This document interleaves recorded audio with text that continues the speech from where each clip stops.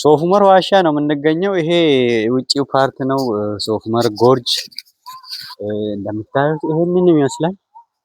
በጣም የሚደንቅ ውብ ስፍራ ነው። ይሄ ደግሞ የዌብ ወንዝ ነው የሚባለው።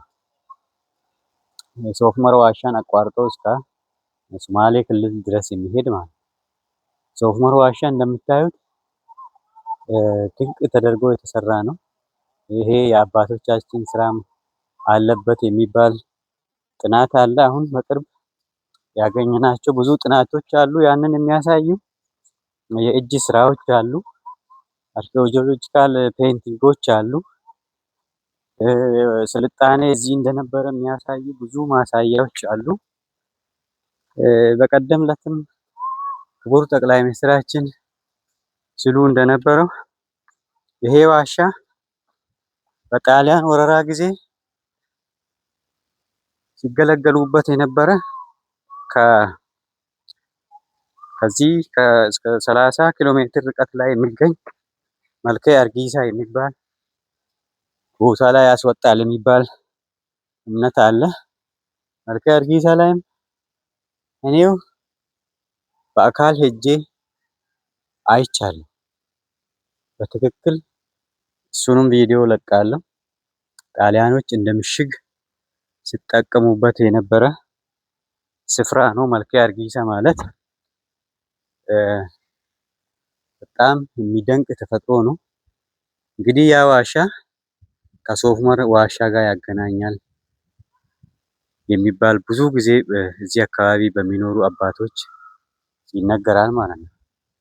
ከዛ ውጪ በዳዌ ቃቸን ዋና ከተማ አካባቢ የሚገኝ ሚኦ ላይ የሚገኝ ሌላ አበል ቃሲም ዋሻ አለ። ሲያነሱ ነበረ።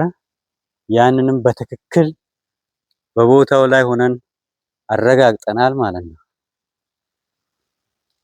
እንዲሁም ደግሞ በጣሊያን ወረራ ጊዜ ከዚህ 70 ኪሎ ሜትር ላይ የሚገኝ ከዚሁ ጋር ያገናኛል ተብሎ የሚታሰብ በራይቱ ወረዳ ውስጥ የሚገኝ ጅልበል ኑር የሚባል ዋሻ እንዳለ ነው የሚነገረው። እሱንም በቅርብ ሄደን ሙሉ ቪዲዮውን እናሳያቸዋለን። እንግዲህ በአጠቃላይ እዚህ አካባቢ ባሌ አካባቢ በጣም ብዙ ነገሮች ነው ኤክስፔክት የሚደረጉት። በተለይ ከዋሻ ጋር ተያይዞ በጥናት ያልተደረሱባቸው ብዙ ዋሻዎች እንደሚገኙ እኔ በ3 አመት ቆይታዬ ውስጥ ብዙ ቦታ ለማዳረስ ሞክሬያለሁ። ማረጋገጫ መስጠት እችላለሁ ማለት ነው። ከዚህ በተጨማሪ ሰሞኑን የምለቅላችሁ ብዙ ቪዲዮዎች አሉ። ሁሉም ሰው ሊያየው የሚገባ በጣም ብዙ የተሰጠን ለእኛ ኢትዮጵያውያን የተሰጠ ብዙ ጸጋዎች ባሌ ውስጥ እንደሚገኙ የሚያሳዩ ድንቅ ስፍራዎች እንዳሉ ላረጋግጥላችሁ እወዳለሁ።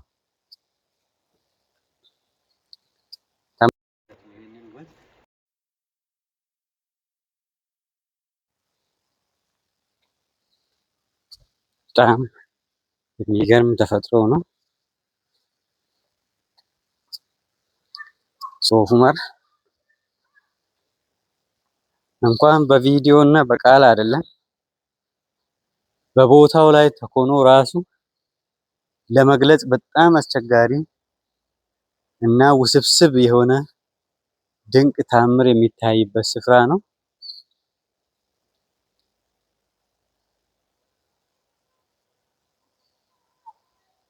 ተመልከቱ ይህንን ውበት።